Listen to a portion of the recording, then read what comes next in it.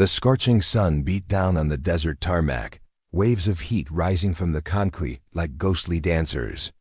The temperature had climbed past 110 degrees, the kind of heat that warped vision and turned metal surfaces into burning hazards. Lieutenant Maya Chen stood alone beside the last operational A-10 Thunderbolt II in the far corner of Sandstone Air Base, watching as the other pilots hurried toward the air-conditioned briefing room. Her olive flight suit was perfectly pressed, her posture military straight, her eyes fixed on some invisible point beyond the shimmering horizon. She hadn't moved in nearly 30 minutes. Before we jump back in, tell us where you're tuning in from, and if this story touches you, make sure you're subscribed, because tomorrow, I've saved something extra special for you. Inside the briefing room, where industrial cooling units fought against the desert heat and the scent of strong coffee overpowered jet fuel, 3 senior pilots lounged against the back wall, watching through tinted windows.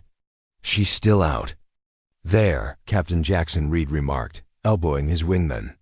"Like a statue in this heat." Lieutenant Alex Vega squinted through the glass. "That warthog hasn't flown in weeks. They're not even doing maintenance checks anymore." The third pilot, Major Diana Reeves, smirked. "They probably stationed her here to babysit outdated aircraft. Pentagon's idea of efficient personnel allocation." Laughter rippled through the group, loud enough to carry. No one lowered their voices. On the digital assignment board, call signs rotated every few seconds, glowing blue against black. Maya's name never appeared. The other pilots had nicknames etched onto helmet bags and locker tags: Maverick, Phoenix, Sidewinder. Maya had none. Her nameplate had been moved to the auxiliary locker room 3 weeks ago. The helmet she had trained with remained locked inside, untouched since her arrival at Sandstone. Heat waves danced around her boots as she maintained her position beside the A-10. The aircraft hadn't been powered up in over 40 hours. The metal skin had collected dust along the leading edges, and the canopy was dulled by a film of fine desert grit. The boarding ladder remained locked in its up position, and the intake covers hadn't been removed. No ground crew had performed walkarounds. No technicians had placed diagnostic equipment nearby.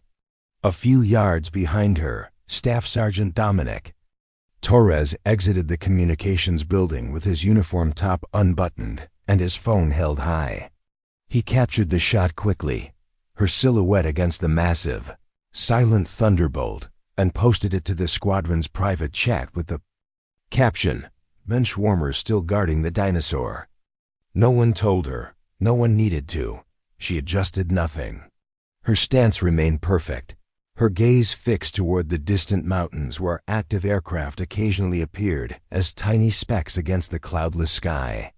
The heat shifted, pushing a wall of dry air across the lower pad. Dust particles struck her legs and flight suit without notice. She blinked once, her hand moving briefly to the communications device at her belt, only to verify it was still secure. The hangar behind her buzzed with activity. Radios called out fuel stats, clearance codes, wind warnings. Inside the air-conditioned briefing room, pilots rotated through mission assignments. One captain in rolled-up sleeves pointed toward her silhouette through the window. "She's trying to log flight hours by proximity," he joked. Another officer laughed, probably waiting for someone to tell her it's too hot to stand at attention all day. The inside air was crisp and cool, blown through ceiling vents. Faces appeared relaxed, comfortable. Names continued rolling across the assignment board. None of them were hers. Outside, the heat continued building along the edges of the A-10's titanium armor. The dust along the pad had been cleared that morning, but it returned quickly, carried by the cross winds that tunneled between hangars. Maya's boots were partially covered now, small drifts collecting around the edges. Her shadow stretched short, and sharp beneath her, the midday sun directly overhead. She hadn't spoken to anyone since dawn roll call. Near the edge of the mobile operations trailer, A group of mechanics finished refueling an F-35. One of them, Chief Master Sergeant Elaine Patel, with sweat beading along her forehead, glanced over her shoulder at Maya. "She's waiting for someone to notice her," she muttered. The others shrugged. "That A-10's not even on the active roster. She's not either." Patel wiped her face with a bandana. "She's going to get heat stroke standing out there like that." But Maya didn't shift. Not when the heat lifted the collar of her flight suit. Not when the command tower broadcast another pilot rotation. Not when the alert system tested at maximum volume. She stayed beside the aircraft, not touching it, not leaning against it, just standing with precision, as though already halfway through a mission. When the afternoon sun finally began its westward descent, the metal of the A-10's canopy began to glow orange. It didn't cool. It just changed color, casting warm reflections across the tarmac below. Maya's shadow stretched longer now, like a sundial marking time. Inside the briefing room, another name was called. A pilot grabbed his helmet and checked his mission parameters. No one called Maya's name. No one looked for her. In the hallway near the operations center, someone shouted over laughter, "That one's grounded for good." Preparing and narrating this story took us a lot of time, so if you are enjoying it, subscribe to our channel. It means a lot to us. Now back to the story. She didn't flinch. The wind pushed against her back, fluttering the edges of her flight suit. Her hands remained at her sides, perfectly still. She looked once more toward the distant mountains, then adjusted the communications device at her belt. The sun continued its slide toward the horizon, and the light began to soften. Behind her, the base stayed cool. Inside, they kept laughing. She faced the aircraft and did not move. What they didn't know, what none of them could see, was that Maya Chen had been preparing for this moment every single night since her arrival at Sandstone. While they slept, she studied. While they dismissed her, she memorized every system, every procedure, every contingency plan for the aircraft they considered obsolete. She had been waiting, not for permission, but for the right moment to prove that readiness doesn't announce itself. It acts. The desk in her quarters was military-issue metal, positioned beneath a ventilation duct that hummed softly through the night. A small lamp cast light across the surface, illuminating the schematics spread before her. The diagrams showed the A-10 systems in meticulous detail: weapon interfaces, redundant controls, emergency protocols. The corners had begun to curl from constant handling. The plastic laminate wrinkled where her fingertips had pressed during countless hours of study. Maya sat upright, shoulders square, spine aligned with the chair's metal back. Her stopwatch ticked steadily, the small digital display counting seconds with unwavering precision. She held a notebook in one hand, thumb marking her place. The other hand hovered above the desk, fingers positioned as if touching controls. On the tray beside her sat 2 spare communication batteries, a tablet with technical manuals, and a cloth to clean the optical displays. She never referenced the standard checklists. Hers were memorized, internalized through repetition, then transcribed in her own hand after lights out. The sequence began with power systems and ended with weapons readiness checks, each motion practiced until it became unconscious. She tapped the stopwatch and moved. Her hands swept across the imaginary cockpit in practiced arcs: master switch, system diagnostics, targeting systems, redundancy checks, emergency protocols. Her eyes remained focused, her breathing measured.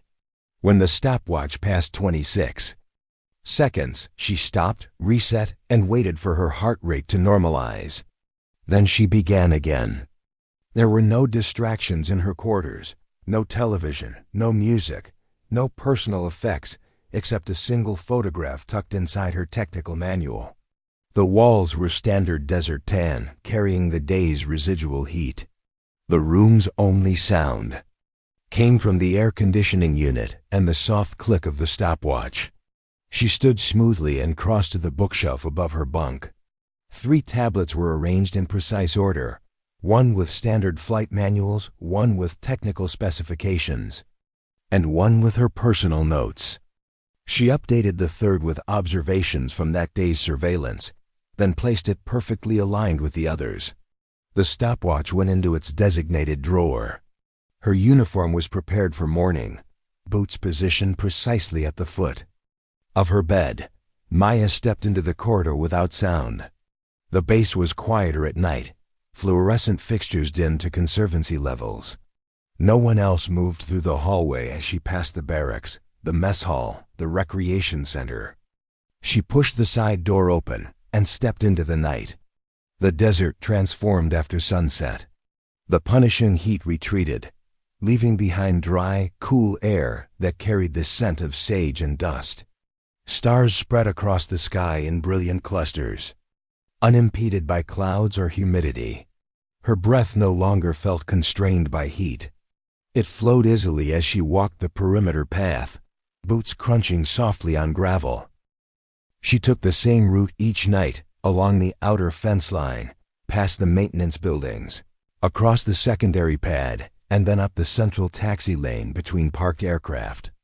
The night guards recognized her silhouette but never questioned her presence. Her security clearance was valid, her movements deliberate. She passed the first row of fighter jets in silence, then the second.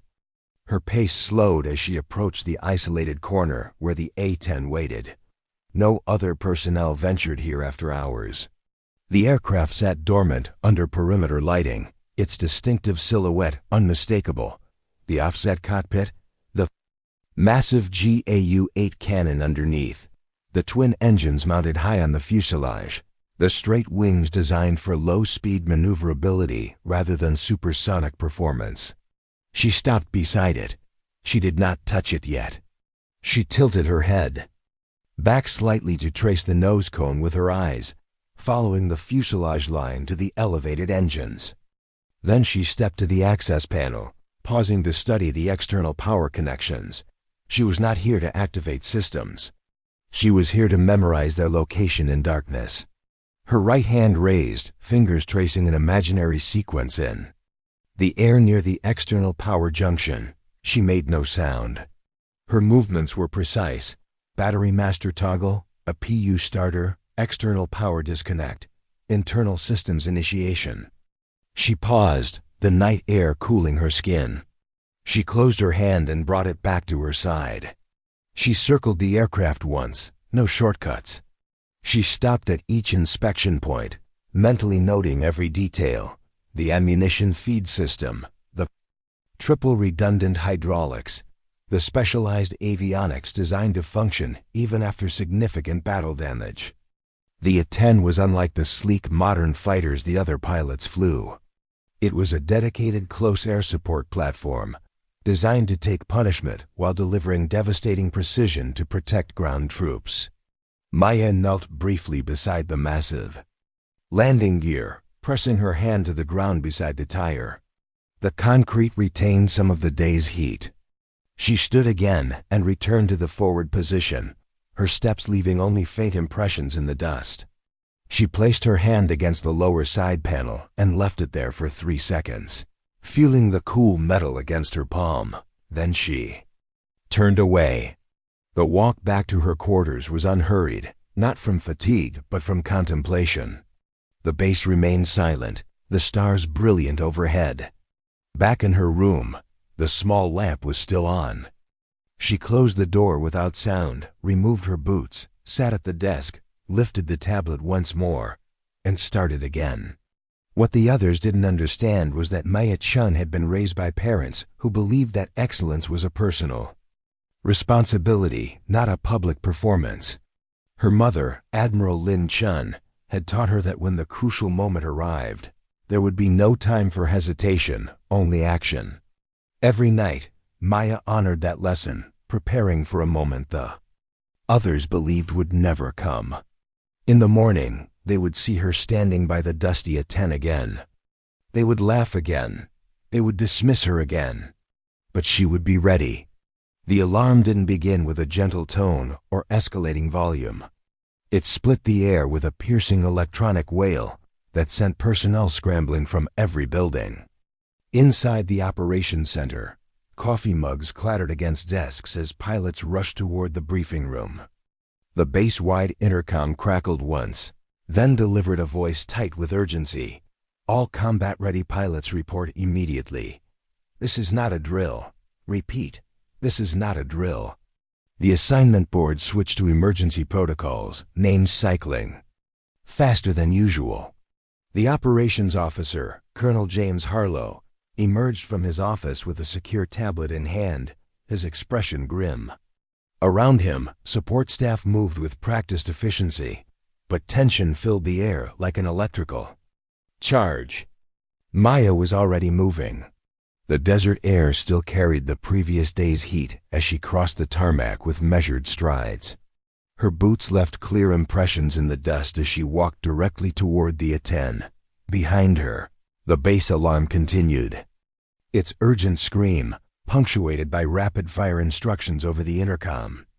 Inside the briefing room, pilots crowded around the central display as Colonel Harlow pulled up satellite imagery showing a remote mountain region along the border. 30 minutes ago, a Special Forces extraction went critical, he announced, his voice cutting through the murmurs. 4 operators pinned down in this valley. Heavy anti-aircraft defenses here, and here. His finger jabbed at red markers surrounding a narrow canyon. Enemy forces closing from the north and east. Captain Reed leaned forward, studying the terrain. Those are shoulder-launched missiles all through those ridges, plus heavy machine gun emplacements. They've already downed 1 rescue helicopter, Harlow confirmed. Ground team needs immediate close air support and precision fire to create an extraction corridor. Major Reeves shook her head slightly. That's a shooting gallery, sir. Those mountains create unpredictable wind patterns. Modern targeting systems will struggle with the interference. And those are legacy anti-aircraft systems, Lieutenant Vega added.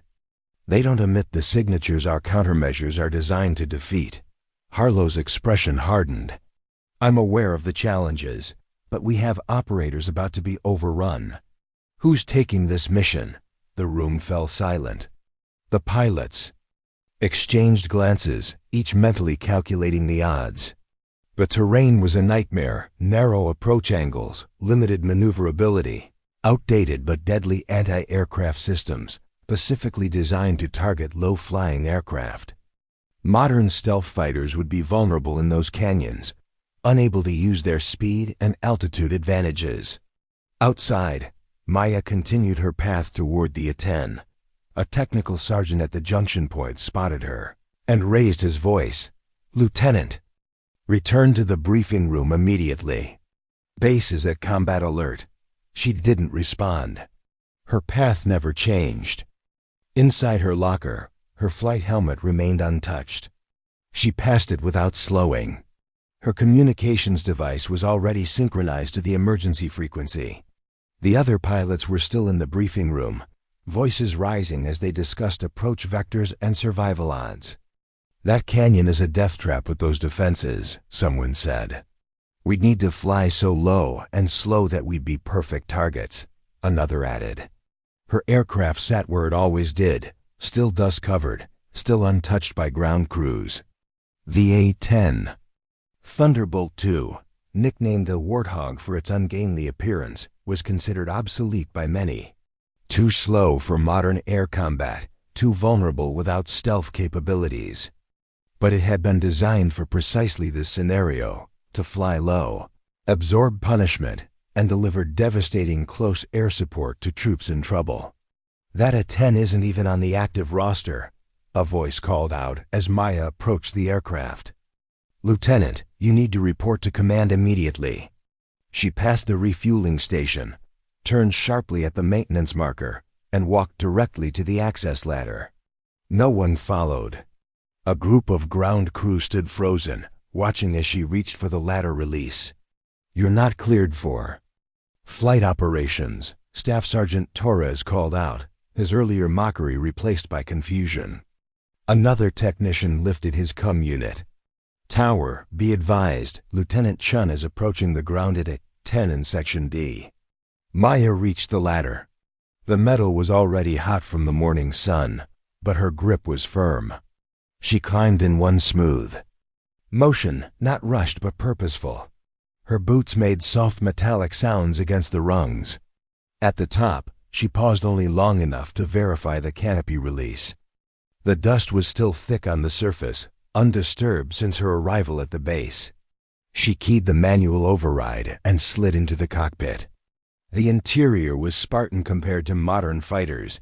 Analog gauges mixed with basic digital displays. Physical switches instead of touch interfaces. The seat was firm, designed for long missions rather than comfort. She exhaled slowly, her hands settling onto the controls with practiced familiarity. Back on the ground, Torres still held his comm unit aloft. Tower, cockpit is occupied. Lieutenant Chen has entered the A-10. Please advise. The tower responded with confused static. Is that aircraft even operational? It's been in stand-down for weeks. She doesn't have clearance, another voice added. What is she doing? The canopy sealed with a solid click that none of them could hear, but all of them registered. Inside, Maya moved with fluid precision.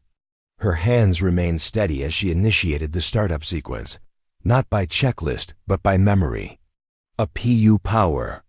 Generator online, systems check, fuel pressure, hydraulics activation. One of the tower officers leaned toward the window, voice low. She's not even on the mission roster. Is that aircraft still airworthy? Chun Maya, Lieutenant, no call sign, another replied. The indicator lights on the A-10's left side panel began to illuminate, amber, then green. The massive engines. Coughed once, then caught with a distinctive low rumble that vibrated through the concrete. Dust blasted outward from beneath the aircraft as both power plants came alive. The frost collectors on the intake cowlings began to spin, the control. Surfaces switched as hydraulic pressure built. She's spooling up, someone whispered. The tower frequency crackled urgently. Unauthorized aircraft, hold position. Repeat, hold position. Maya did not respond. The A-10 rolled forward, its heavy landing gear leaving fresh tracks in the dust. Inside the briefing room, the satellite feed showed enemy forces continuing to close on the trapped Special Forces team. Colonel Harlow looked up as a communications officer burst through the door. Sir, the A-10 from the far pad is taxiing. Lieutenant Chen is in the cockpit. What? Harlow's attention snapped away from the mission briefing. That aircraft isn't cleared for. She's already moving, sir. Systems show weapons hot. In the time it took for the tower to repeat its order, Maya had already aligned the A-10 with the auxiliary runway. Her hands moved across the controls with calm precision. Engine diagnostics complete. Weapon systems online. Targeting computer initialized. The specialized heads-up display activated, projecting critical flight information onto the transparent panel before her. The A-10 accelerated, its engines growling deeper as power increased. What the others had failed to understand was that this aircraft had never been truly grounded. It had been maintained in careful secrecy by a skeleton crew who recognized its value. Maya had found them her first week, formed an alliance based on shared respect for the platform's capabilities. The wheels lifted from the concrete, and the Warthog rose into the desert sky, banking immediately toward the distant mountains. Behind her, the tower erupted in confused communication. Unidentified aircraft is airborne. Confirm identity. She answered with measured calm. Sandstone Tower, this is Lieutenant Chen. She paused for the briefest moment. Benchwarmer. Mission accepted.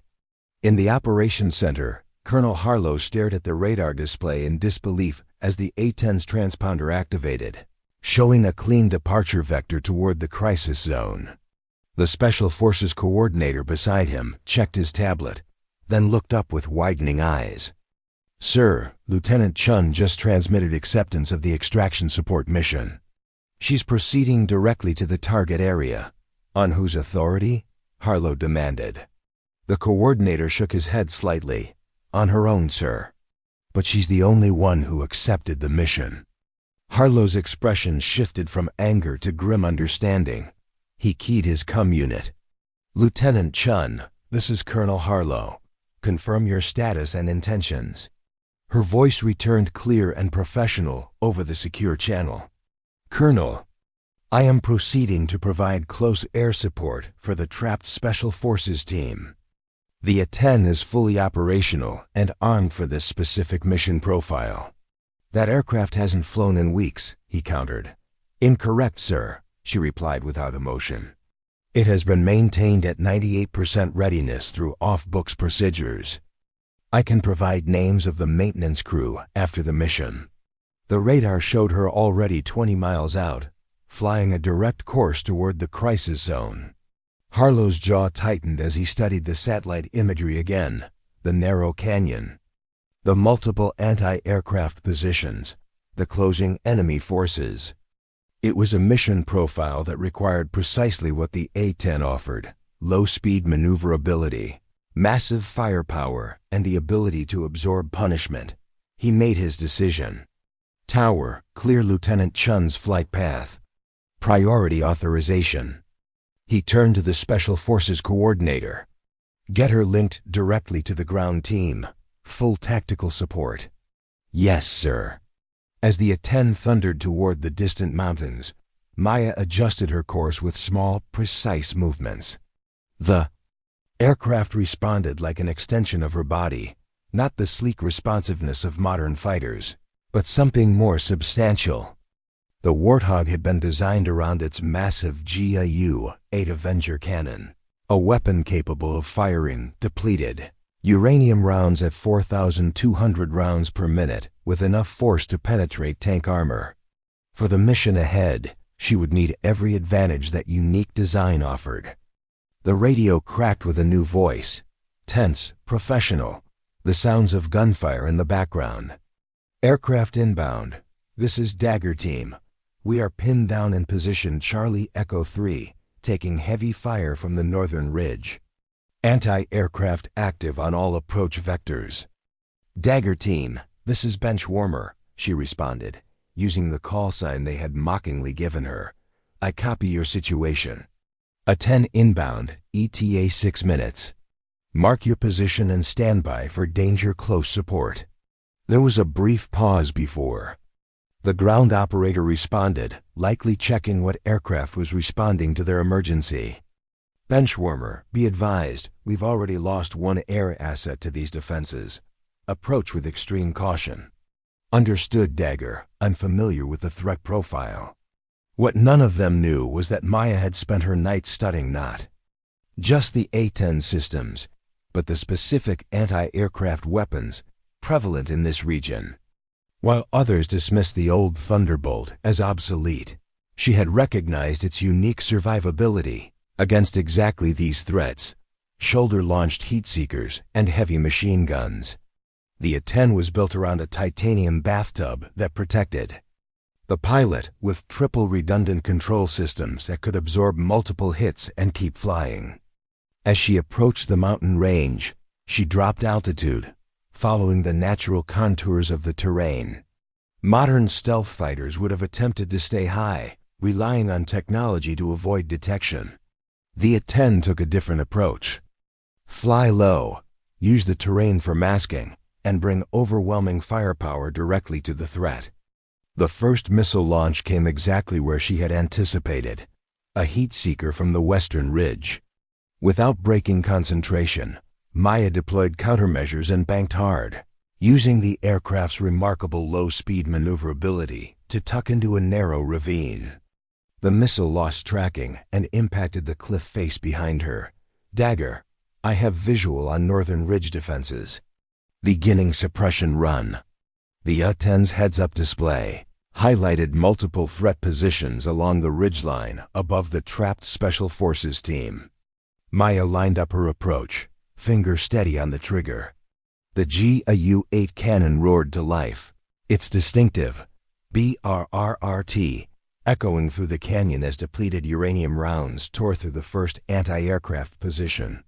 On the ground, the Special Forces team watched in astonishment as the ungainly aircraft performed what should have been impossible maneuvers between the canyon walls, bringing precise fire exactly where needed. "Whoever you are, you're a godsend," the team leader transmitted. Maya didn't respond. Her focus remained absolute as she banked into another attack run.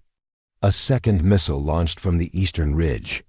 She rolled the aircraft, presenting the armored underside to the threat while continuing to deliver suppressing fire. The missile detonated against the A-10's reinforced wing, damaging the outer section but failing to disable the primary control surfaces. In the operations center, Colonel Harlow and the gathered pilots watched the live feed from the A-10's cameras with stunned silence. Lieutenant Chun was flying the supposedly obsolete aircraft with a level of skill that defied expectations, using its unique capabilities to full advantage in terrain that would have been fatal for modern fighters. "She's taking hits that would down any other aircraft," Captain Reed muttered, watching as another burst of ground fire struck the A-10's fuselage without affecting its performance. "Look at that precision," Major Reeves added as Maya delivered another devastatingly accurate cannon burst that cleared a machine gun nest without endangering the nearby friendly forces. For 3 more minutes, the A-10 danced through the canyon, systematically eliminating anti-aircraft positions while absorbing punishment that would have destroyed any other aircraft.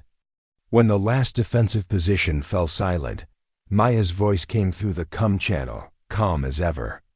"Dagger Team, northern and eastern approaches secure. Maintaining overwatch while you move to extraction point."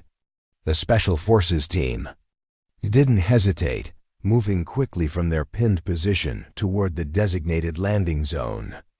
On the satellite feed, enemy reinforcements were visible less than 2 miles away, closing fast.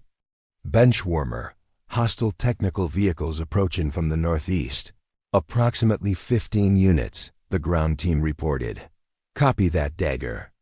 I'll handle the vehicles." The A-10 banked again, climbing slightly to gain visibility over the approaching convoy. In one smooth attack run, Maya delivered a combination of cannon fire and precision munitions that transformed the lead vehicles into flaming wrecks, blocking the narrow mountain road and halting the enemy advance. 20 minutes later, the extraction helicopter reported all Special Forces personnel safely aboard and departing the area. Maya established a protective escort position, remaining between the helicopter and any potential threats until they cleared the mountain range. Only then did she key her communications channel back to base. "Sandstone Tower, this is Benchwarmer. Mission complete. Extraction successful, all friendly secure. Returning to base." The A-10 limped back towards Sandstone Air Base, its right. Wing showing significant damage, multiple impact marks visible along the fuselage. Yet it flew true, a testament to the platform's legendary durability and to the pilot's exceptional skill. As she approached the runway, the tower's voice was notably different. Gone was the dismissive tone, replaced by something approaching respect. "Benchwarmer, you are cleared for priority landing on the main runway. Emergency crews standing by." Maya brought the damaged A-10 in for a textbook landing, despite the compromised wing. The aircraft rolled to a stop precisely where it had started. That morning, completing a circle that had transformed everything. She powered down the systems methodically, each switch returned to its proper position. When the canopy lifted, she stood slowly, removed her helmet, and descended the ladder with the same measured pace she had maintained throughout her time at Sandstone. On the tarmac below, a crowd had gathered: pilots, mechanics, operations staff. Colonel Harlow stood at the front, his expression unreadable. Behind him, the same pilots who had mocked her now stood in silence, their earlier arrogance replaced by uncomfortable recognition. Maya's flight suit was darkened with sweat, her hair pulled back in the same precise manner as always. She stood at attention before Colonel Harlow and delivered her report. "Sir, mission complete. 4 Special Forces operators extracted safely. Aircraft sustained damage to the right wing, stabilizers, and undercarriage. Full maintenance report." To follow, Harlow studied her for a long moment before speaking. "Lieutenant Chen, you took off in an aircraft that wasn't on the active roster, without explicit authorization, to fly a mission that every other pilot deemed too dangerous to attempt." "Yes, sir," she answered without hesitation. A slight smile crossed his face. "And in doing so, you saved 4 lives and demonstrated exactly why the A-10 remains in our inventory despite attempts to retire it." He extended his hand. "Well done, Lieutenant. Extremely well done." Behind him, Chief Master Sergeant Patel stepped forward, her earlier skepticism replaced by professional respect. "That aircraft took hits that would have downed anything else in our inventory," she said. "Lieutenant, how did you know it was still operational?" "We haven't run formal diagnostics in weeks." Maya's expression remained neutral. "Because I've been performing maintenance checks every night since I arrived, Sergeant, with the help of Staff Sergeant Rivera and his team." From the back of the crowd, an older mechanic nodded slightly, confirming this secret arrangement. Captain Reed approached. Next, his earlier mockery forgotten. "Shun. That canyon approach. Where did you learn to fly like that?" "In simulators, Captain. Every night for 6 hours after my maintenance checks. The A-10 has unique handling characteristics in canyon environments. I've logged over 600 virtual hours in similar terrain." The implications of her words settled over the gathered personnel. While they had been dismissing her as the benchwarmer, Maya Chen had been preparing relentlessly, mastering both the aircraft and the mission profiles others considered impossible. 2 weeks later, the desert wind still pulled across the flight line, but now it carried a different energy. Lieutenant Maya Benchwarmer Chen stood beside her A-10 Thunderbolt II, freshly repainted, fully operational, and officially assigned to her as lead pilot of the newly formed Close Air Support Specialized Squadron.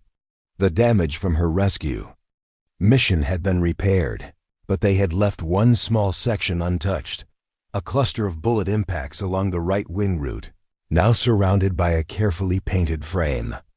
It had become a symbol of what the supposedly obsolete aircraft could accomplish in the hands of a pilot who truly understood its capabilities. Beside her stood Lieutenant Jessica Martinez, the first of several pilots who had requested transfer to the specialized squadron after witnessing Maya's mission. "Benchwarmer, tower confirms we're cleared for today's training sortie," Martinez said, using the call sign that had transformed from mockery to honor. Maya nodded, her expression as composed as ever. "Tell the trainees what I learned standing out here in the heat every day." Martinez smiled slightly. "That preparation isn't about being seen. It's about being ready when it matters." As she climbed into the cockpit of her now familiar aircraft, Maya thought about the messages she had received from Special Forces operators around the world, the ones who understood the irreplaceable value of dedicated close air support in impossible situations.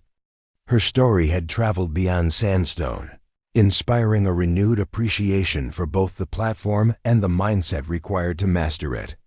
The engines spooled up with their distinctive rumble, no dust cloud this time, just the pure sound of power.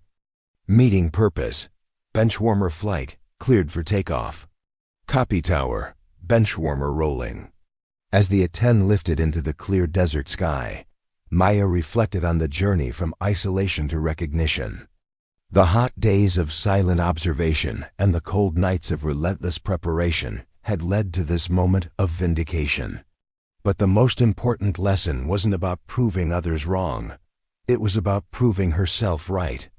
She had always known where she belonged, and when the crucial moment came, she had been ready. Below her, new pilots were arriving at Sandstone, some specifically requesting assignment to the A-10 program that had been scheduled for phase-out before her mission. Now there was new funding, new recognition of the platform's unique capabilities, and a new respect for the kind of dedication she had demonstrated. Lieutenant Maya Chen banked her A-10 toward the training range, leading her formation with quiet confidence. Behind her, Sandstone Air Base continued its operations, forever changed by the woman who had refused to accept their limitations as her own. She never sought validation through words. While others talked, she prepared. In a world that mistook silence for weakness, she proved that true strength lies in readiness, not recognition. Maya's flight wasn't just a mission. It was the culmination of countless hours of invisible work finally made manifest. They overlooked her because they never looked closely enough. But in 26 minutes over a hostile canyon, she showed what dedication truly means. This is a story for anyone who has been underestimated or dismissed, a reminder that excellence doesn't need an audience to develop. Sometimes the person standing alone in the heat, watching and waiting, is the one most prepared to rise when others falter. If this story resonated with you, remember that your worth isn't determined by others' recognition. True mastery speaks for itself when the moment of truth arrives. Maya's nightly preparation routine went far beyond what anyone at Sandstone Air Base could have imagined. The small desk lamp cast shadows across her quarters as she hunched over technical manuals spread in careful arrangement. Tonight, she wasn't studying the A-10's basic systems. She had mastered those weeks ago. Instead, she was analyzing the aircraft's battle damage repair protocols, the specific weak points in its armor, and the emergency procedures that no simulation could fully replicate. The room was Spartan but meticulously organized. Her flight suit hung pressed and ready on the wall hook. Her boots stood perfectly aligned beneath it, laces tucked precisely. On the shelf above her desk sat 3 identical notebooks, each labeled with different aspects of A-10 operations, combat tactics, systems integration, and maintenance protocols. Maya flipped to a fresh page in the combat tactics notebook and began sketching a canyon approach vector she had been visualizing. Her pencil moved with surgical precision, mapping terrain features, calculating angles of attack, and noting potential defensive positions. This wasn't abstract theory. She was preparing for specific mission profiles that the base intelligence officer had mentioned in passing during yesterday's general briefing. The northern border region has been showing increased activity, he had said, not addressing her directly. No one ever did. Satellite imagery shows vehicle movements consistent with anti-aircraft battery deployments. While the other pilots had nodded absently, Maya had committed every detail to memory, knowing that information could become critical at any moment. Now, she was transforming those mental notes into actionable strategy, preparing for a contingency no one else seemed concerned about. A soft knock interrupted her concentration. She closed the notebook before standing to open the door. Chief Master Sergeant Elaine Patel stood in the hallway, her expression neutral, but her eyes alert. After Maya's successful rescue mission, Patel had been one of the few who approached her with genuine professional interest, rather than superficial praise or lingering resentment. "Lieutenant," Patel said quietly, "do you have a moment?" Maya nodded once and stepped aside to allow the sergeant entry. Patel glanced around the precisely arranged quarters before turning to face her. "I've been reviewing the maintenance logs for your aircraft," Patel said without preamble. "The secret ones that Staff Sergeant Rivera has been keeping. I'm impressed with the modifications you've suggested." Maya remained silent, waiting for the actual purpose of this visit, particularly the reinforced hydraulic lines and the additional armor plating beneath the cockpit. Patel continued. "Those aren't standard configurations." "They should be," Maya replied simply. "The standard configuration assumes the primary threats are modern surface-to-air missiles. The threats we're actually facing use older anti-aircraft guns with different targeting parameters." Patel nodded slowly. "That's why I'm here. Intelligence just received new information about those northern border deployments." They're not just positioning anti-aircraft batteries. They're setting up integrated defense networks designed specifically to counter our standard air support packages. Maya's expression didn't change, but her attention sharpened. "Show me." Patel produced a tablet from her pocket and placed it on the desk. The screen displayed satellite imagery of mountain installations, annotated with technical specifications of air defense systems. "These aren't normal deployments," Patel explained. "They've studied our patterns. The fixed-wing craft we typically send would be extremely vulnerable to these configurations." Maya studied the images with complete focus, mentally calculating approach vectors, defensive capabilities, and countermeasure effectiveness. "They're preparing for something specific," she concluded. "These aren't random defenses. This is preparation for a high-value operation." "That's the intelligence assessment as well," Patel confirmed. "But here's what concerns me. Command is planning to respond with our standard assets. F-35s and support helicopters. They'd be flying into a trap," Maya said quietly.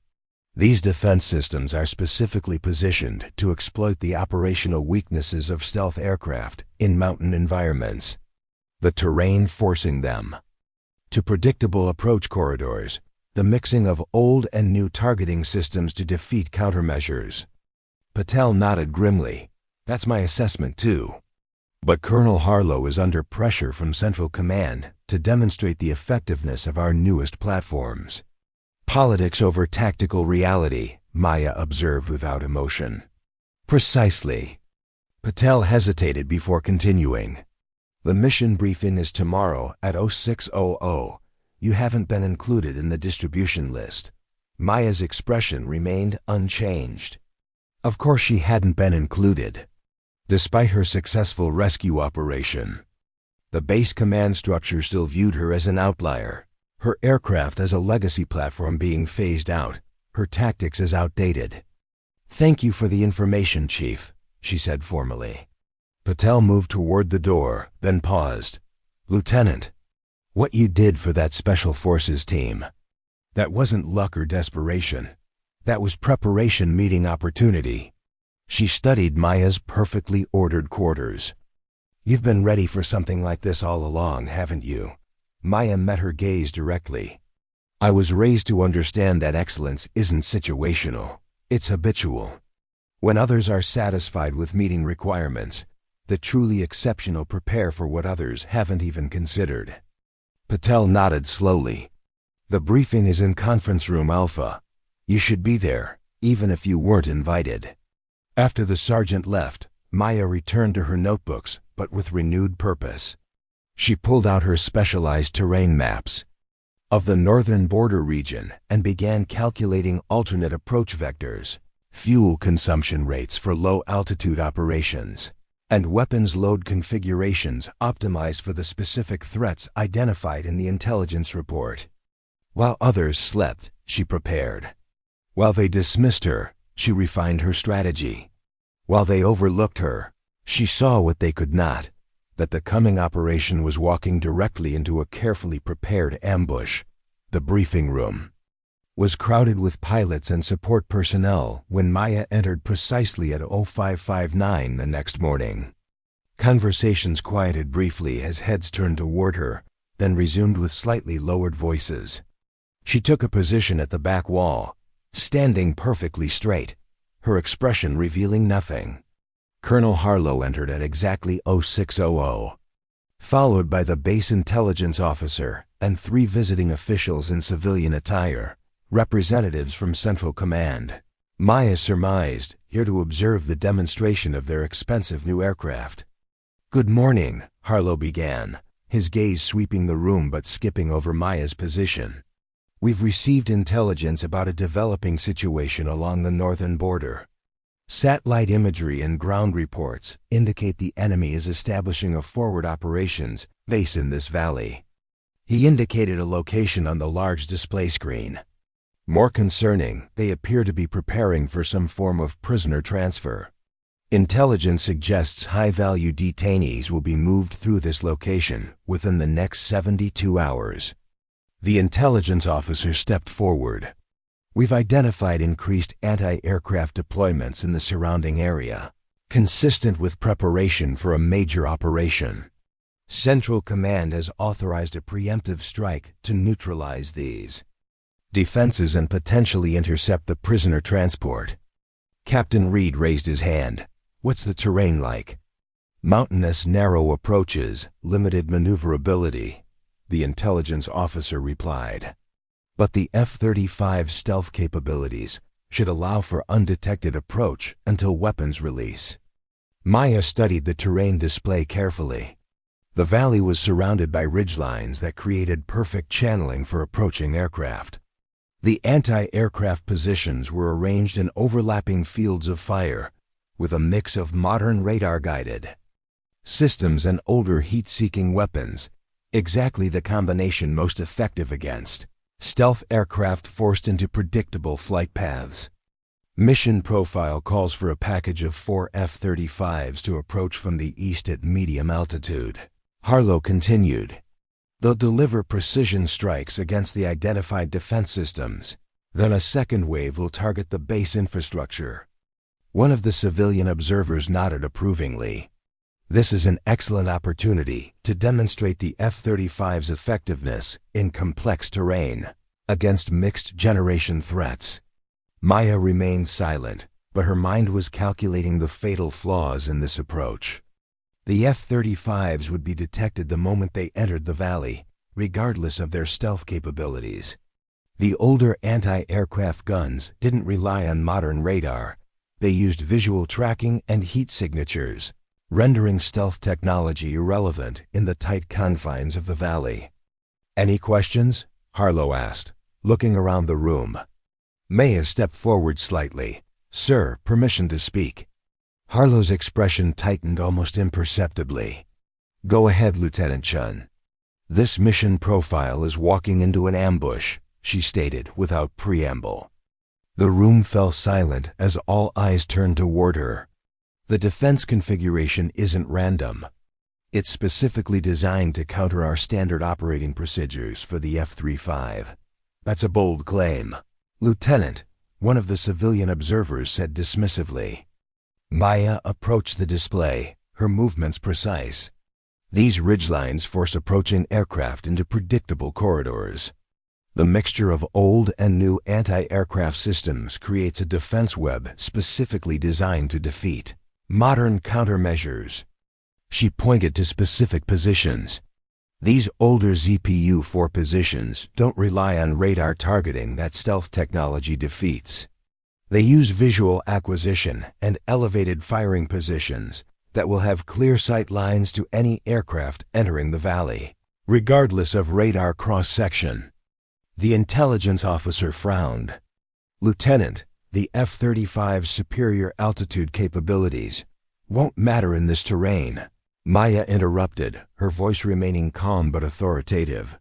"To deliver accurate strikes on the targets, the aircraft will need to descend to medium altitude, placing them directly in the engagement envelope of these defensive positions." Colonel Harlow studied the display with growing concern. "What alternative would you suggest, Lieutenant?" "A low-altitude approach using terrain masking," Maya replied immediately, having calculated this precise scenario during her night preparation. A platform specifically designed to absorb damage while delivering precision strikes at close range. The A-10 could approach through this ravine, remaining below the detection threshold until reaching this position. Her finger traced a path across the display. From there, it could neutralize these key defensive positions, creating a corridor for follow-up strikes. The civilian observers exchanged skeptical glances. One of them cleared his throat. "Lieutenant, with all due respect, the A-10 is an outdated platform. This operation requires the advanced capabilities of fifth-generation aircraft." "What this operation requires is survival," Maya countered, her tone never rising. "The A-10 was specifically designed for this exact scenario, close air support, in denied environments against concentrated anti-aircraft defenses. Its titanium armor, redundant systems, and low-altitude maneuverability make it ideally suited for the initial penetration of these defenses. Captain Reed, who had witnessed Maya's previous rescue mission, stepped forward. "Sir, Lieutenant Chen may have a point. The valley configuration does create a channeling effect that could negate our stealth advantages." Colonel Harlow studied the intelligence data with new scrutiny. After a long moment, he looked directly at Maya. "Draft an alternative mission profile, Lieutenant. I want to see specifics, approach vectors, weapons loadout, contingency plans. Have it on my desk by 1400 hours. "Already complete, sir," Maya replied, removing a tablet from her uniform pocket. "I prepared it last night, based on the preliminary intelligence." The room fell silent again as Harlow accepted the tablet and began reviewing the detailed operation plan. His expression shifted from skepticism to growing respect as he scrolled through the meticulously prepared documents. "You developed this without having been briefed on the operation?" one of the civilian observers asked incredulously. "I developed it based on available intelligence and probable mission parameters," Maya answered simply. "Preparation doesn't begin at the briefing, it precedes it." Harlow looked up from the tablet, his decision made.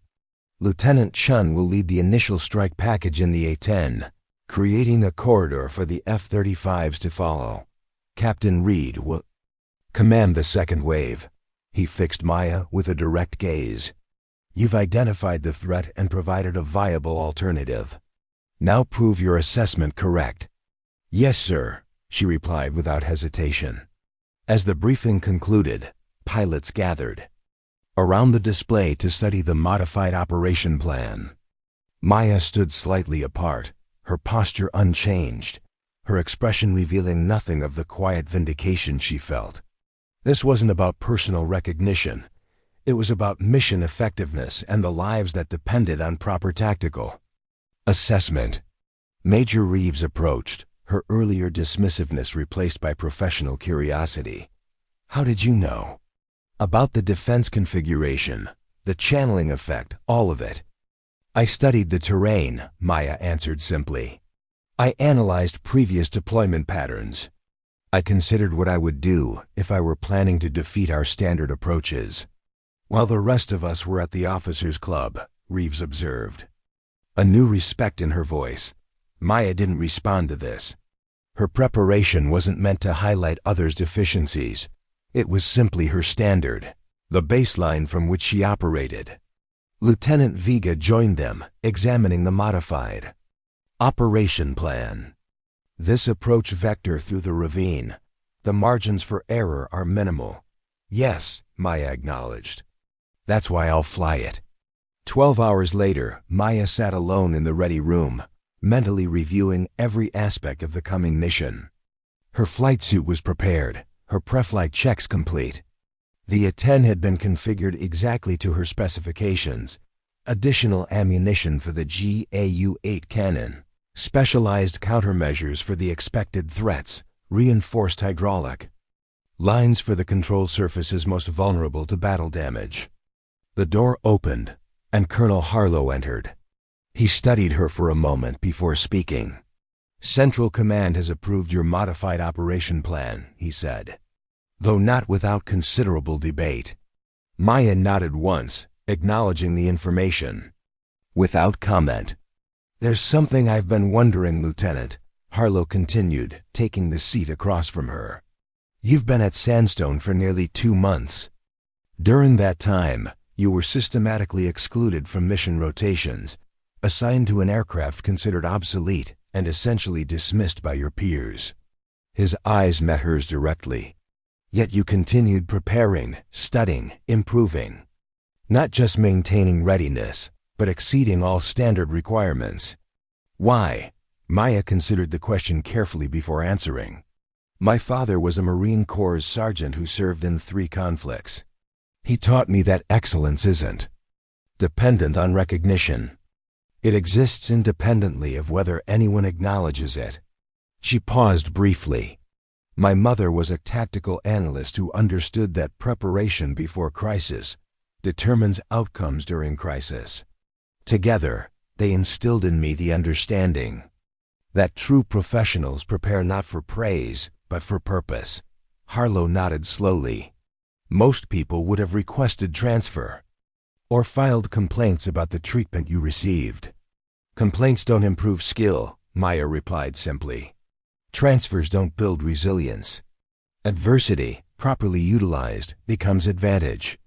And now you're leading the mission that could determine the fate of high-value prisoners and demonstrate the continued relevance of your aircraft, Harlow observed. I'm not concerned with relevance, sir. Only results. Harlow stood, his expression thoughtful. The call sign they gave you mockingly, Benchwarmer, you've embraced it. It's accurate, Maya said with the faintest hint of a smile. I waited on the bench until precisely the right moment to enter the game. Timing is tactical advantage. At 04:00 the next morning, Maya walked across the darkened tarmac toward her A-10. The desert air was still cool, stars brilliant overhead. Without the interference of daylight, ground crews worked with hushed efficiency, preparing the aircraft for the mission ahead. Staff Sergeant Torres approached, the same man who had once photographed her standing alone beside the obsolete aircraft. His attitude now was entirely professional. Pre-flight checks complete, Lieutenant. Aircraft is configured to your specifications. Thank you, Sergeant, she replied, conducting her own visual inspection despite the darkness. Her eyes had adapted to night operations through deliberate training, another preparation that had seemed unnecessary until this moment. As she completed her inspection, she noticed other figures approaching, the pilots who would fly the second wave in their F-35s. Captain Reed led them, stopping a respectful distance from her aircraft. Lieutenant, he said formally, the team wanted to wish you good hunting. We'll be right behind you once you've cleared the corridor. Maya nodded once, acknowledging their presence without unnecessary words. This wasn't about camaraderie or speeches. It was about execution. She climbed the ladder with the same measured movements she had practiced countless times, settling into the cockpit with practiced efficiency. The familiar controls welcomed her, each switch and gauge precisely where her muscle memory expected. This wasn't just an aircraft. It was an extension of her preparation, the physical manifestation of her readiness. The startup sequence proceeded smoothly, each system responding exactly as expected. The massive engines rumbled to life, vibrating through the airframe with reassuring power. On her communications channel, the tower provided final clearance. In her mind, Maya had already flown this mission a dozen times, calculating every approach, angle, every weapon's release point, every contingency. Benchwarmer, you are cleared for takeoff. Mission is go. Good hunting. Copy tower. Benchwarmer rolling. The A-10 accelerated down the runway, lifting into the pre-dawn darkness with deliberate grace. As she banked toward the northern mountains, Maya felt a quiet certainty that had nothing to do with confidence and everything to do with preparation. Whatever challenges awaited in that valley, she had already confronted them in her mind, already developed responses, already prepared countermeasures.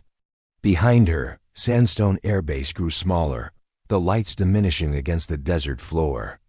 Ahead lay the mission that would test not just her skills but her philosophy, that true excellence emerges not in the spotlight of recognition, but in the shadows of consistent, unwitnessed preparation. The mountains loomed ahead, their jagged silhouettes visible against the gradually lightening eastern sky. Maya descended to terrain following altitude, the A-10 hugging the contours of the landscape, using the natural features to mask her approach. From enemy sensors. This was the advantage of the Warthog, its ability to operate in the nap of the earth, where stealth aircraft dared not fly. She toggled her secure communications channel. Sandstone Actual, this is Benchwarmer. Approaching target area, commencing radio silence until corridor is established. Copy Benchwarmer. Second wave standing by for your signal. The ravine she had identified in her planning materialized ahead, a narrow gash in the mountain face. That would take her directly behind the primary anti-aircraft positions. It was barely wide enough for the A-10's wingspan, requiring precision flying that would have been impossible without her countless hours of preparation. Maya adjusted her approach vector by 2 degrees, compensating for the morning crosswind. The aircraft responded perfectly, settling into the exact flight path she had calculated. As the ravine walls rose around her, blocking sensor coverage from the enemy positions ahead, she allowed herself the briefest moment of validation. Her assessment had been correct. The terrain provided exactly the masking effect she had predicted. The mission that followed would become legendary at Sandstone Air Base. How a single A-10, flown by the pilot they had once dismissed as the Benchwarmer, penetrated an integrated air defense system specifically designed to defeat modern stealth aircraft. How Lieutenant Maya Chen created a corridor through seemingly impenetrable defenses, neutralizing key positions with surgical precision before they could engage the following F-35s. How her meticulous preparation transformed a potential disaster into a textbook operation. But for Maya, it was simply the natural outcome of preparation meeting opportunity, the moment when readiness revealed its true value, not in recognition, but in results. The dawn light filtered through high clouds as Maya's A-10 thundered through the narrow ravine, maintaining precise altitude control despite the turbulent air currents that swirled between the rock walls. Her hands moved with fluid certainty across the controls, making micro-adjustments that kept the aircraft centered in the tight passage. 30 seconds to engagement zone, she murmured to herself, the words a rhythm that matched her breathing. The ravine walls fell away suddenly, opening into the broader valley where intelligence had identified the enemy's forward operating base. Below her, still unaware of her approach, anti-aircraft batteries stood ready, their radar dishes scanning higher altitudes where stealth aircraft would typically operate, their operators completely unprepared for a low-altitude attack from an unexpected vector. Maya didn't hesitate. The element of surprise was momentary, and she had calculated exactly how to maximize its impact. Her fingers closed around the trigger, and the A-10's massive GIU-8 Avenger cannon roared to life, its distinctive sound echoing across the valley. As depleted uranium rounds tore through the first anti-aircraft position with devastating precision, the defensive positions erupted in panicked activity. Maya had anticipated their response pattern, having studied similar installations during her nightly preparation sessions. She banked the A-10 hard right, presenting the aircraft's armored underside to the positions most likely to recover first, while continuing to deliver precisely targeted fire. The first missile launch came exactly where she had predicted, the southwestern ridge where a more modern surface-to-air system was positioned. Without breaking concentration, Maya deployed countermeasures and executed a diving turn that took her below the missile's minimum tracking altitude. Benchwarmer, this is Sandstone Actual, her communication system crackled. Satellite confirms multiple defensive positions neutralized. Status report. Executing Phase 2, Maya responded calmly, banking the A-10 toward the next set of targets she had identified in her mission planning. Primary corridor nearly established. Encountering resistance as expected. What she didn't say was that the resistance was exactly what she had prepared for. No surprises. No unexpected weapon systems. No deviations from her carefully constructed model of enemy capabilities. Her countless hours studying defensive deployments had given her a precise understanding of what she would face. The A-10 absorbed a burst of anti-aircraft fire along its right wing, the reinforced structure flexing but holding. Maya noted the damage without emotion, already calculating its minimal effect on aircraft performance. The Warthog had been designed to withstand punishment that would destroy other aircraft, its systems strictly redundant, its control surfaces capable of functioning even when severely damaged. She lined up her next attack run, focusing on the integrated command center that coordinated the remaining defenses. The precision munitions released from the A-10's hardpoints found their target with unerring accuracy, the resulting explosion temporarily blinding the surveillance cameras that were feeding imagery back to Sandstone. When the visual feed cleared, the command center was a smoking ruin, and the A-10 was already moving toward its next objective, seemingly undamaged despite flying through a storm of defensive fire. In the operations center at Sandstone, Colonel Harlow and the visiting officials from Central Command watched in stunned silence as Lieutenant Chen systematically dismantled the integrated air defense network that their analysts had deemed nearly impenetrable to conventional approaches. "She's flying that aircraft like it's an extension of herself," one of the officials murmured, previous skepticism replaced by growing respect. "It is," Chief Master Sergeant Patel replied from her monitoring station. "She spent more time studying that platform's capabilities than anyone I've ever seen. This isn't luck or even skill, it's preparation meeting opportunity." On the main tactical display, a green corridor began to appear through the previously solid red zone that had indicated heavy defenses. Maya was creating exactly what she had promised, a safe passage for the following F-35s to deliver their precision strikes against the base infrastructure. "Benchwarmer, this is Pack Leader," Captain Reed's voice came through the communication system. "Second wave is inbound. Status of the corridor?" "Corridor established from waypoint Charlie through Echo," Maya responded, her voice steady despite the continuing battle. "Remaining AAA coordinates Tango 3 and Tango 7. Suppressing. Now." The A-10 banked toward the final defensive positions, its battle-scarred frame still responding with perfect precision to her commands. Maya had accounted for potential damage in her flight calculations, knowing that the Warthog's forgiving handling characteristics would allow her to compensate for minor control surface impairments. The GAU-8 cannon spoke once more, its distinctive sound now striking fear into the remaining defenders. The final anti-aircraft positions fell silent under her relentless precision. "Corridor secure," she transmitted. "Second wave is clear to proceed." As the F-35s streaked overhead, their sleek forms a stark contrast to her battle-worn A-10, Maya maintained position at the corridor's edge, ready to suppress any defensive positions that might reactivate. This too had been part of her plan, not just creating the corridor, but securing it, ensuring that the more vulnerable aircraft could complete their mission without interference. "Benchwarmer, this is Pack Leader. Targets acquired. Commencing precision strikes on base infrastructure." Maya watched as the F-35s delivered their payloads with surgical precision, destroying the facilities that intelligence had identified as critical to the enemy's operation. The base that had been preparing to receive high-value prisoners was now a collection of burning ruins, its capability to operate completely neutralized.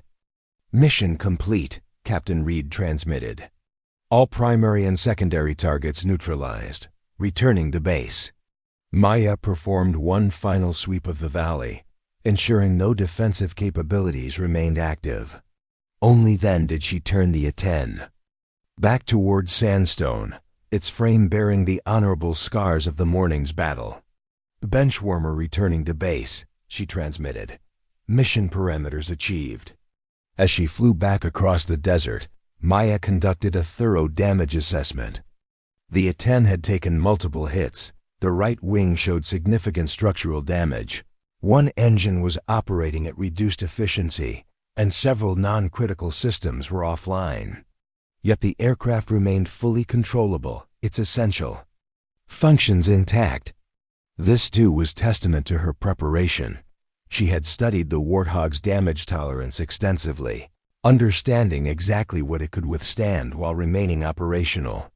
The sun was fully above the horizon now, bathing the desert in golden light. Maya maintained her focus, running through landing calculations that accounted for the aircraft's damaged state. There would be time for reflection later. Now was still the moment for precision. Sandstone Tower, This is Benchwarmer on final approach. Aircraft has sustained Category 2 damage. Requesting priority landing and emergency response team standby. Copy Benchwarmer. You are cleared for priority landing on runway 27. Emergency teams in position. Maya brought the wounded A-10 in with the same precision that had characterized the entire mission. Despite the damaged wing and compromised engine, the landing was textbook, a controlled descent, followed by a smooth touchdown that placed minimal stress on the affected systems. As the aircraft rolled to a stop, emergency vehicles approached from their standby positions. Maya completed the shutdown procedure methodically. Each switch returned to its proper position in the exact sequence specified in the manual. Only when all systems were properly secured did she open the canopy and remove her helmet. The desert heat immediately enveloped her as she descended the ladder. On the tarmac below, a crowd had gathered: pilots, mechanics, operations staff, and the visiting officials from Central Command. Their expressions ranged from awe to recalculation, previous assumptions visibly being rewritten. Colonel Harlow stepped forward as Maya came to attention before him. "At ease, Lieutenant," he said, his voice carrying unusual warmth. Preliminary. ASSESSMENT indicates complete mission success. All primary and secondary objectives achieved with 0 casualties on our side. Maya nodded once, accepting the information without visible emotion. "Your aircraft took substantial damage," Harlow continued, glancing at the battle-scarred A-10 behind her. "Within expected parameters, sir," she replied. "The platform performed exactly as designed. Damage to the right wing affected roll rate by approximately 12%, but remained within controllable limits. Engine 2 showed 15%. Power reduction after the hit to the rear housing, but maintained sufficient thrust for mission completion." Harlow studied her for a moment, a slight smile forming. "You sound like you expected every hit, Lieutenant." "I calculated the most probable damage patterns based on known enemy weapon systems and prepared response protocols for each scenario," Maya answered simply. One of the Central Command officials stepped forward, his earlier skepticism completely erased. "Lieutenant Chen, your performance today fundamentally challenges our operational assumptions about both the A-10 platform and approach strategies for integrated air defense systems. I'd like to request a full debrief with our tactical assessment team." "Of course, sir," she replied. Captain Reed approached next, extending his hand. "That was the most impressive flying I've ever witnessed, Benchwarmer. You created a perfect corridor through defenses that would have shredded our F-35s. If we'd gone in first, as originally planned." Maya accepted the handshake with a slight nod. "The A-10 was the appropriate tool for that phase of the mission. Your aircraft were better suited for the precision strikes that followed." "The right tool at the right time," Reed acknowledged. "But also the right pilot." He glanced at the other F-35 pilots who stood nearby. "We owe you an apology, Lieutenant. When you first arrived at Sandstone—" "No apology necessary, Captain," Maya interrupted quietly. "Performance speaks for itself. Words are unnecessary." Chief Master Sergeant Patel stepped forward with a tablet displaying the preliminary damage assessment of the A-10. 17 direct hits, Lieutenant. Any other aircraft would have been downed by the third. Maya reviewed the assessment with professional detachment. "The damage is within repair parameters. Primary structure is intact. I'd estimate 3 days for essential repairs, 7 for full restoration. You know the repair protocols too?" Patel asked, though her tone suggested she already knew the answer. "I studied the maintenance manuals during my first week here," Maya confirmed. "Understanding repair capabilities informs operational risk assessment." Colonel Harlow's radio beeped, and he stepped away briefly to receive a transmission. When he returned, his expression was serious but satisfied. "Intelligence confirms that our strike has completely disrupted enemy operations in the region. The prisoner transport has been rerouted to a secure location where our special forces are waiting to intercept. He looked directly at Maya. Your actions today have likely saved the lives of critical intelligence assets. She acknowledged this with characteristic restraint. I was adequately prepared for the mission parameters, sir. More than adequately. Harlow corrected. He addressed the gathered personnel. This operation will be reviewed as a case study in tactical innovation and appropriate platform utilization. Lieutenant Chen identified flaws in our standard approach that could have resulted in significant losses, then executed a perfect alternative strategy. The debriefing that followed in the main conference room was unlike any Sandstone had conducted before. Maya stood at the tactical display, methodically walking the assembled officers and Central Command officials through her approach, explaining each decision point with clinical precision. The key insight was recognizing that the enemy had specifically prepared for our standard operational patterns. She explained, highlighting the defensive positions on the display. They anticipated high or medium altitude approaches by stealth aircraft, positioning their defenses to create unavoidable engagement zones. Yet you found a way through, one of the officials observed. I identified a gap in their defensive coverage, Maya corrected. Their preparation was thorough, but based on assumptions about our tactics. By utilizing an approach vector they considered improbable and an aircraft platform they deemed obsolete, I exploited their planning blind spot. The A-10's durability was critical to the mission's success, she continued, displaying the damage assessment. No other platform in our inventory could have absorbed this level of defensive fire while maintaining mission capability. As the debriefing concluded, Colonel Harlow made an unexpected announcement. In recognition of Lieutenant Chen's exceptional performance and tactical innovation, Central Command has authorized the formation of a specialized close air support unit at Sandstone, utilizing the A-10 platform with Lieutenant Chen as squadron leader. The room fell silent as the implications registered. The aircraft that had been dismissed as obsolete, the pilot who had been marginalized as a benchwarmer, were now being positioned at the center of a new tactical initiative. Furthermore, Harlow continued, Lieutenant Chen is being promoted to captain, effective immediately.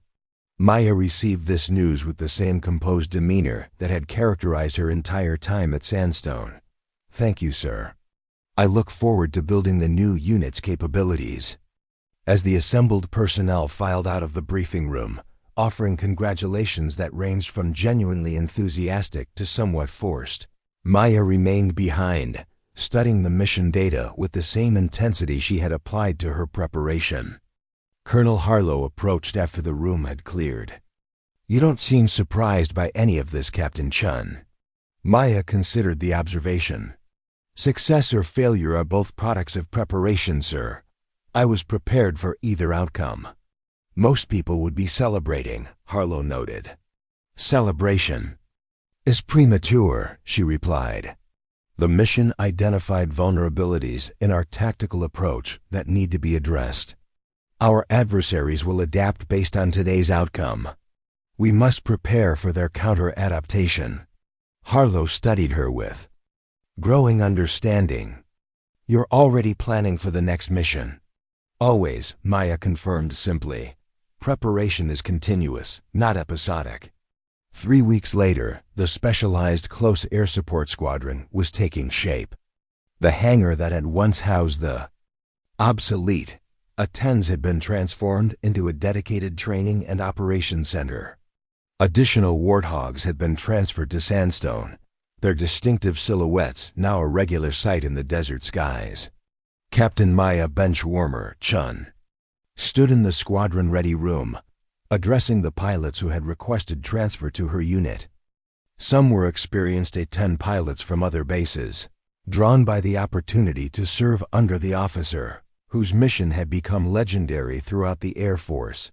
Others were converts from different platforms, including Captain Reed, who had recognized the unique capabilities of the Warthog and its new squadron leader. Our mission profile differs fundamentally from conventional air support operations, Maya explained, her voice calm but authoritative. We don't avoid threats, we manage them. We don't rely on stealth or speed. We depend on precision and durability. Most importantly, we don't prepare for standard scenarios. We prepare for the unexpected. She activated the tactical display, showing a complex mountain environment similar to the one where her famous mission had occurred.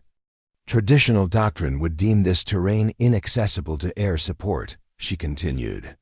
We will train to make it our preferred operating environment. Where others see obstacles, we will create opportunities. The pilots listened with intense focus, previous skepticism replaced by professional respect. They had all heard the recordings, seen the footage, studied the after-action reports. Captain Chen had done what many had deemed impossible, not through exceptional luck or reckless courage, but through methodical preparation and precise execution. Our training regimen will be demanding, Maya warned them. It begins not in the cockpit but in the study room. You will know your aircraft at the component level. You will understand enemy systems with the same depth as our own. You will prepare for scenarios others haven't even considered. Lieutenant Jessica Ortiz, newly transferred from Andrews Air Force Base, raised her hand. Captain, how did you develop this approach? It runs counter to much of our standard training. Maya considered the question carefully. I observed that conventional preparation focuses on known scenarios and established responses. This creates predictability that adversaries can exploit. True readiness requires anticipating what hasn't yet occurred, preparing for what others consider improbable. After the briefing, Maya walked alone across the tarmac toward her A-10, now fully repaired but bearing a new marking, a small bench symbol stenciled below the cockpit, transforming what had been a mockery into a badge of honor. The desert. Wind pulled across the flight line, but it no longer carried the sting of isolation. Instead, it brought the sounds of activity, mechanics working on aircraft, pilots discussing mission profiles, a base transformed by the quiet revolution she had initiated. Chief Master Sergeant Patel approached, her clipboard replaced by a tablet showing maintenance schedules for the expanded squadron. Your new pilots are impressive on paper, Patel observed. But they have a lot to learn about your standards of preparation. They'll adapt, Maya replied with quiet confidence. Excellence is contagious when properly demonstrated. Like your night preparation sessions? Patel asked with a knowing smile. The maintenance crew has noticed that the lights in the ready room stay on until 02:00 most nights. Maya didn't deny it. There's always more to learn, more to anticipate, more to prepare for. The difference is, you're not doing it alone anymore, Patel noted, gesturing toward the ready room where several of the new squadron pilots were already gathered around technical manuals and tactical displays, following their commander's example. Later that evening, after most of the base had quieted, Maya sat at her desk reviewing intelligence reports from regions similar to the one where her famous mission had occurred. She was looking for patterns, anticipating future deployments, preparing for contingencies that might not materialize for months. A knock at her door interrupted her concentration. Captain Reed stood in the hallway, holding a small package. Sorry to disturb you, Captain, he said formally. The squadron wanted you to have this. Maya accepted the package with a questioning look. It's not much, Reed explained, just something we thought was appropriate. Inside was a simple nameplate for her desk. It read Captain Maya Benchwarmer Chen, and beneath it, in smaller letters, always ready, never waiting. For the first time since her arrival at Sandstone, Maya smiled fully. Thank you, Captain. It's accurate. That's what we thought. Reed replied. Your approach has changed how we all think about preparation. It's not just about being ready for the expected. It's about being prepared for anything. After Reed departed, Maya placed the nameplate at the edge of her desk and returned to her studies. The recognition was appreciated but unnecessary. Her measure of success had never been external validation, but internal certainty, the knowledge that when the critical moment arrived, she would be ready not because someone had noticed her preparation, but because she had demanded it of herself. The legend of the Benchwarmer continued to grow. Throughout the Air Force, the pilot who had stood alone beside an obsolete aircraft, enduring mockery and marginalization, only to prove that true excellence doesn't require an audience to develop. The officer who had transformed a last resort platform into a first-choice solution for the most challenging missions. But for Captain Maya Chen, none of that mattered. What mattered was the next mission, the next challenge, the next opportunity. To demonstrate that preparation doesn't announce itself, it simply performs when performance is required.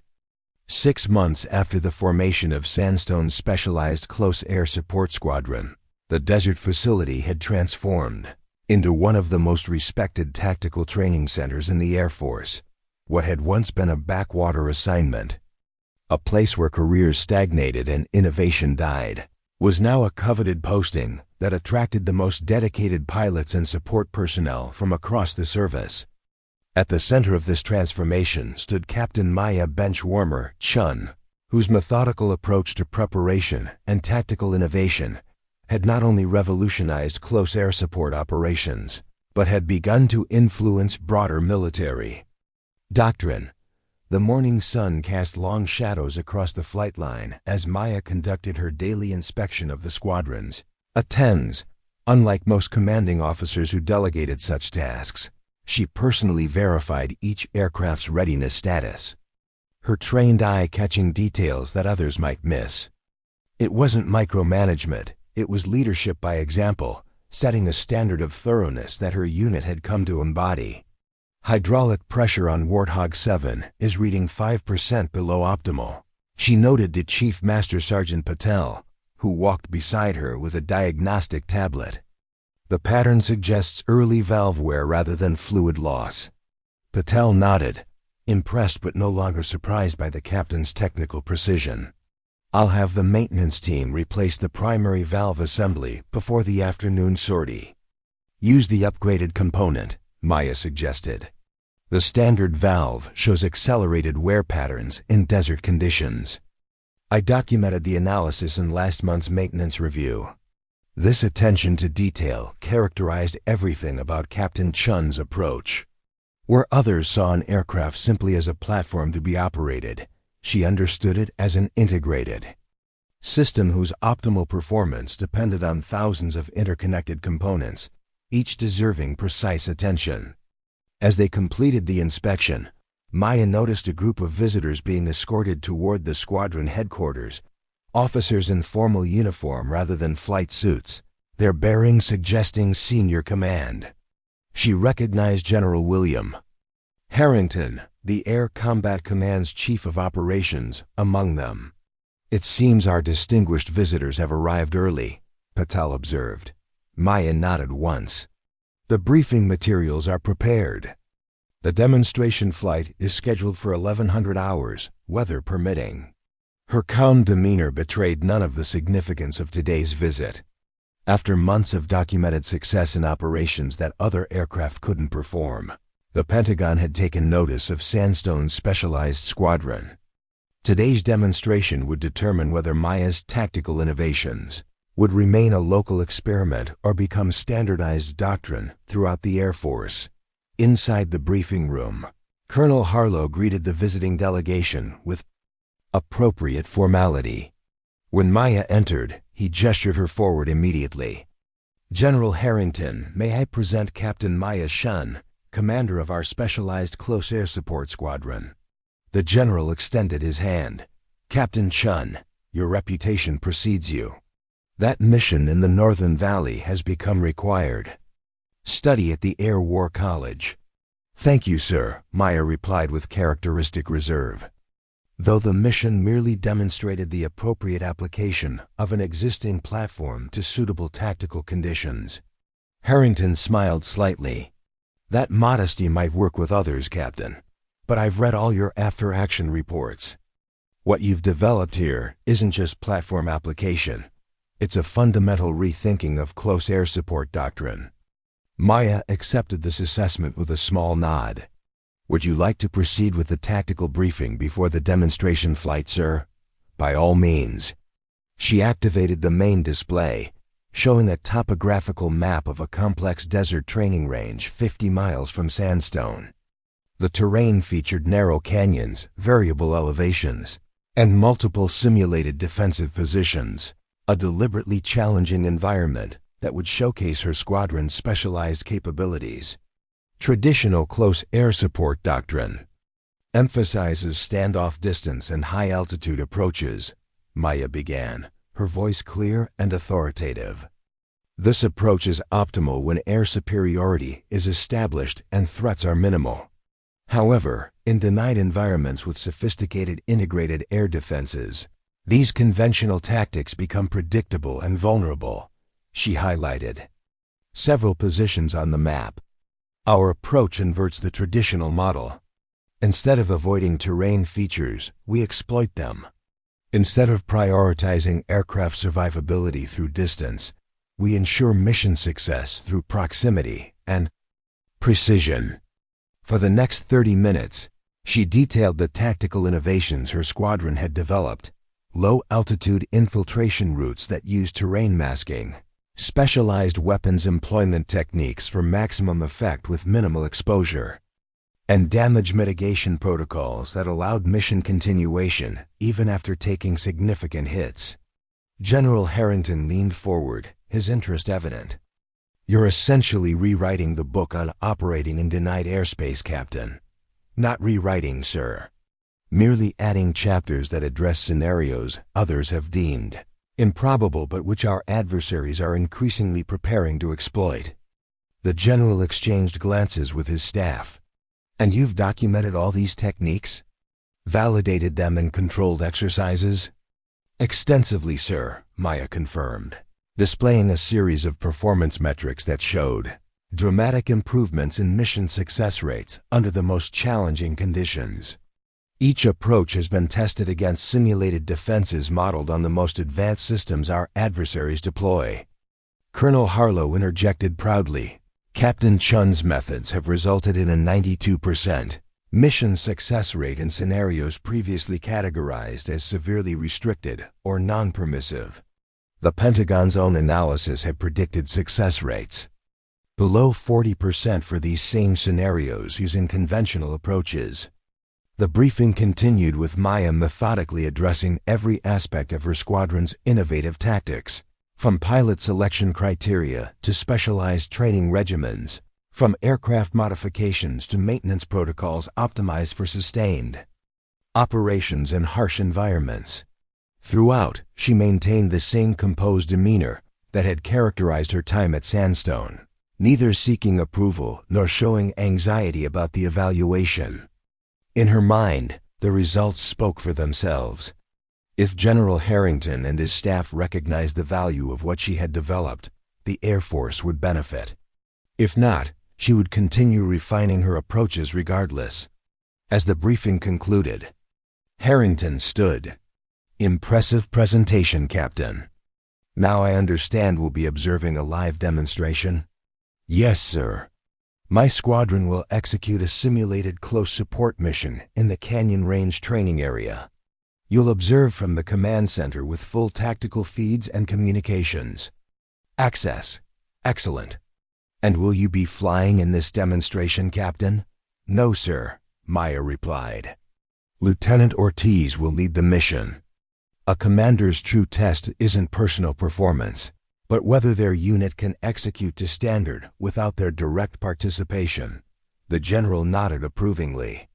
A perspective many officers could benefit from adopting.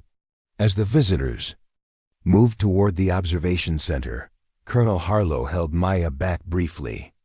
The general's interest goes beyond academic curiosity, Captain, he said quietly. There's talk of establishing similar squadrons at other bases. Your approach could become standardized doctrine. Maya absorbed this information without visible reaction.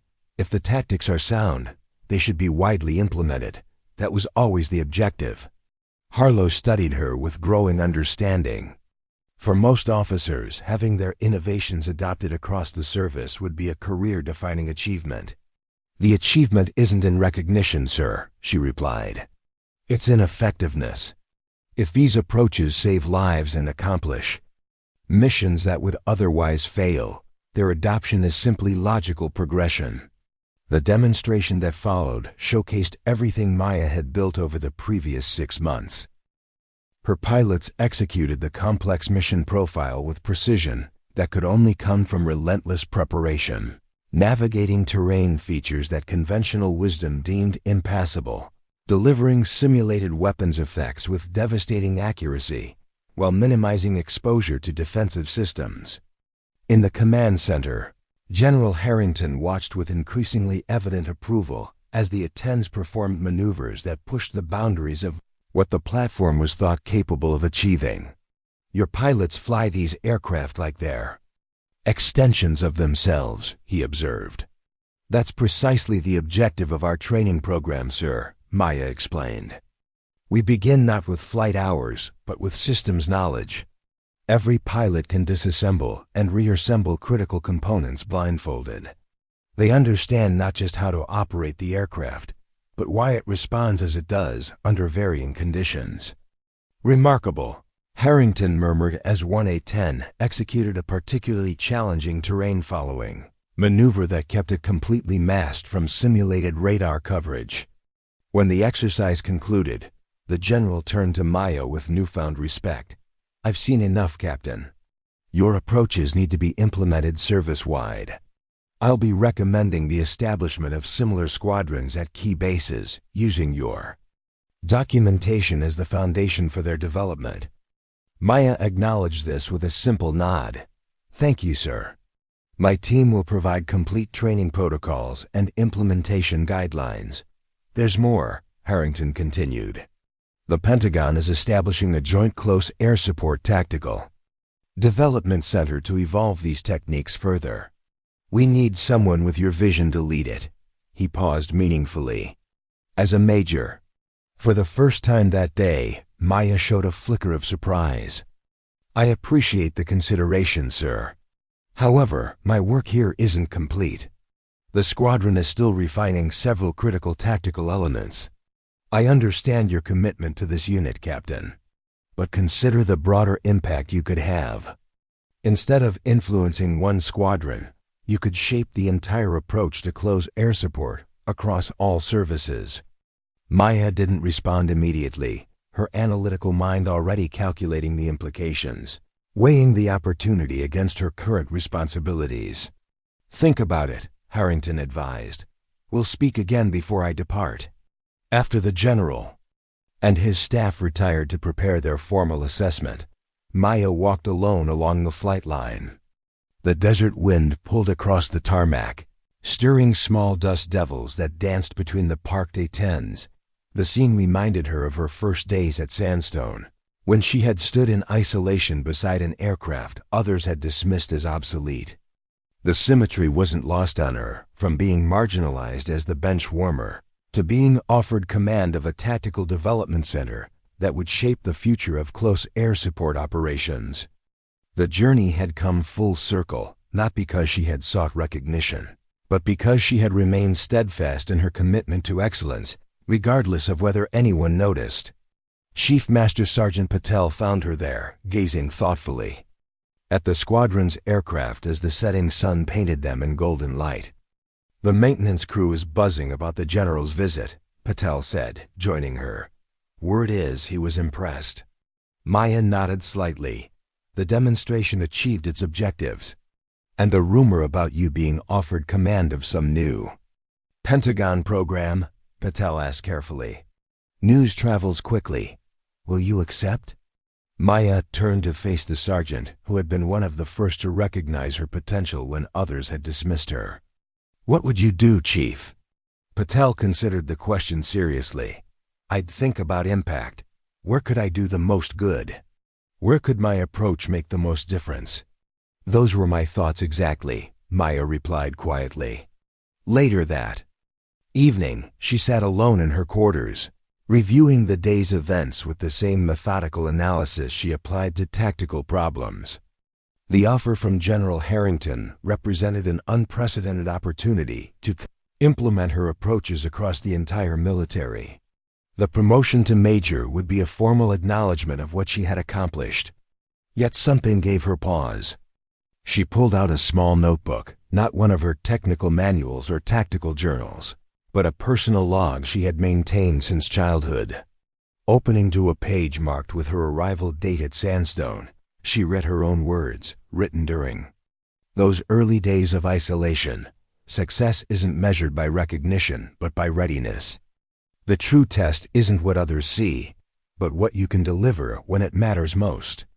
A knock at her door interrupted her reflection. Captain Reed stood outside, his expression uncharacteristically serious. "May I come in, Captain? There's something you should know." Maya gestured him inside, noting his unusual demeanor. "What is it, Captain?" Reed hesitated before speaking. "The squadron has heard about General Harrington's offer. It's creating concern." "Elaborate," she prompted. "The pilots, the maintenance crews, everyone. They're worried about what happens to what we've built here if you leave." He paused. "This isn't just about tactics or techniques, Captain. It's about the standard you've established, the culture of excellence you've created." Maya considered this carefully. "The documentation is thorough. The protocols are established. The squadron would continue functioning effectively." "With respect, that misses the point," Reed countered with unusual directness. "Yes, we could follow the procedures you've established. But what makes this squadron exceptional isn't just what we do. It's why and how we do it. That comes from your example, your leadership." She didn't respond immediately, weighing his words against her own reflections. "There's something else," Reed continued. "Intelligence reports suggest increased activity in the eastern mountain region. The same terrain features, the same kind of integrated defenses you've specialized in defeating. If those reports are accurate, your expertise will be needed here, not in a development center." This new information shifted her calculation. The potential for real-world application of her tactics in a critical operation outweighed the theoretical impact of a development program. "Thank you for bringing this to my attention, Captain," she said finally. "I'll factor it into my decision." After Reed departed, Maya returned to her notebook, adding a new entry. "Impact isn't measured by position or title, but by contribution to mission success. True leadership creates capabilities that endure beyond personal presence, yet recognizes when direct involvement remains necessary." The next morning, she requested a private meeting with General Harrington before his departure. They walked along the edge of the runway, the early desert light casting long shadows across the tarmac. "You've made your decision," Harrington observed, noting her resolute expression. "Yes, sir. I'm declining the offer to lead the tactical development center at this time." She held up a hand to forestall his response. "However, I've prepared a comprehensive implementation plan for establishing similar squadrons at other bases, with detailed training protocols and personnel selection criteria." The general studied her with a mixture of disappointment and respect. "May I ask why, Captain?" "Your expertise would be invaluable at the national level." Maya gestured toward the flight line where her squadron was preparing for the day's operations. "What we've built here isn't just a tactical innovation, sir. It's a fundamental shift in how we approach preparation and execution. That shift isn't fully mature yet. It needs further development in an operational environment before it can be effectively systematized." "And the promotion to major?" Harrington asked. "If my work merits promotion, it will come at the appropriate time," she replied simply. "Rank isn't my objective. Effectiveness is." The general nodded slowly, beginning to understand the depth of her commitment to the principles she had established. "You know, Captain, when I first heard about the Benchwarmer, who had transformed a forgotten squadron at a desert outpost, I was skeptical. Even after reading the reports and seeing the performance metrics, I thought perhaps the stories were exaggerated. He gestured toward the mountains visible on the horizon. But watching your squadron perform yesterday, and speaking with you now, I understand what makes your approach unique.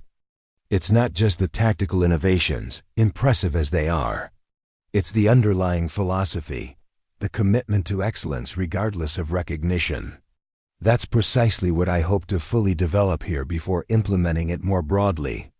Maya confirmed. Very well, Captain. I respect your decision, though I don't entirely agree with it. Harrington extended his hand.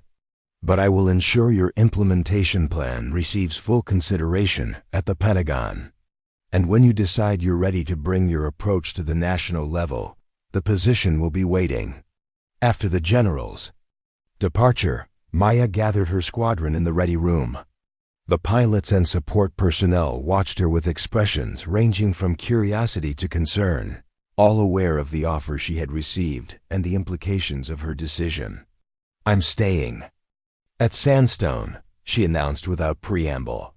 The relief in the room was palpable. However, our mission is expanding.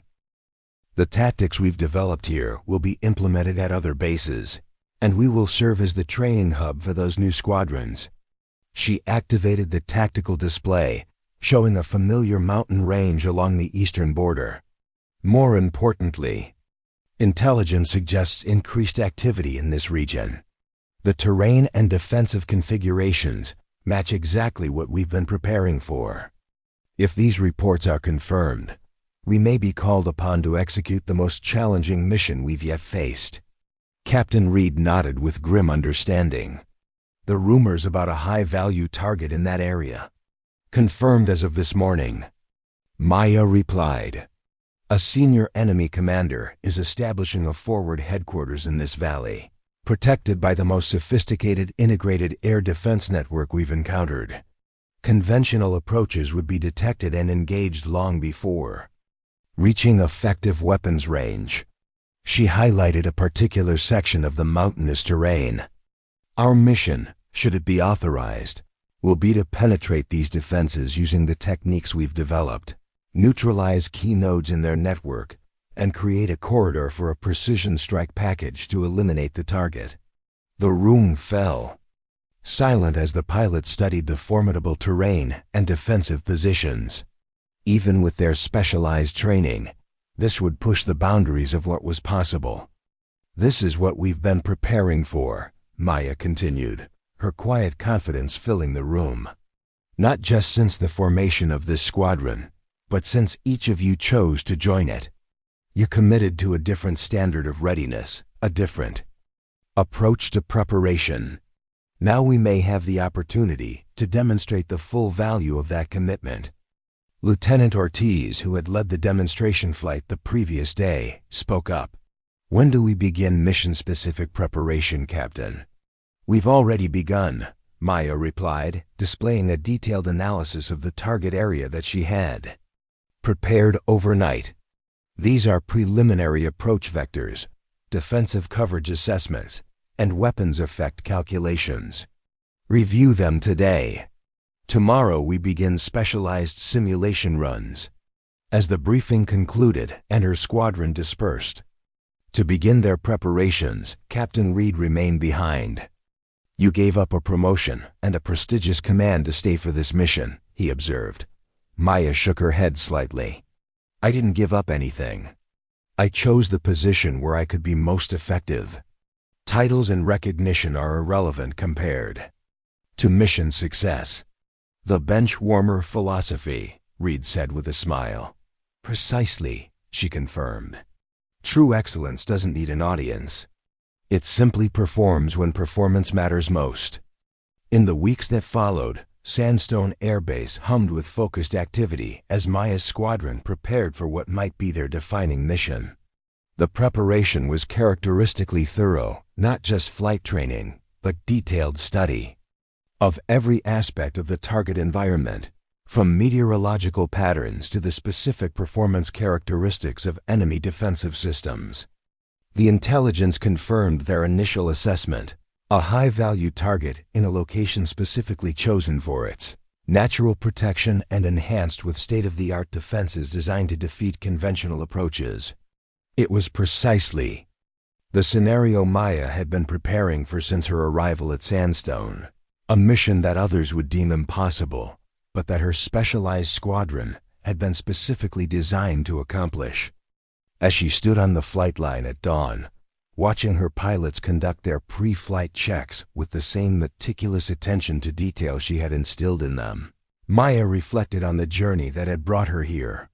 From standing alone beside a forgotten aircraft, enduring mockery and marginalization, to commanding a squadron that might soon execute a mission of strategic importance that no other unit could perform. The desert wind pulled across the tarmac, no longer carrying the sting of isolation, but the promise of purpose fulfilled. The aircraft that had once been dismissed as obsolete now stood ready as the only platforms capable of penetrating the formidable defenses that protected the target. The pilot who had been mockingly called Benchwarmer now led the only squadron prepared to succeed where conventional approaches would fail. It wasn't a story of personal vindication. Maya had never sought to prove others wrong. It was a testament to the power of preparation without recognition, of excellence maintained not for external validation but for its own sake. When the crucial moment arrived, as it inevitably would, readiness wouldn't announce itself with words or seek acknowledgement with gestures. It would simply perform. Up next, you've got 2 more standout stories right on your screen.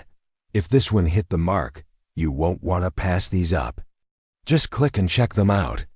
And don't forget to subscribe and turn on the notification bell so you don't miss any upload from us.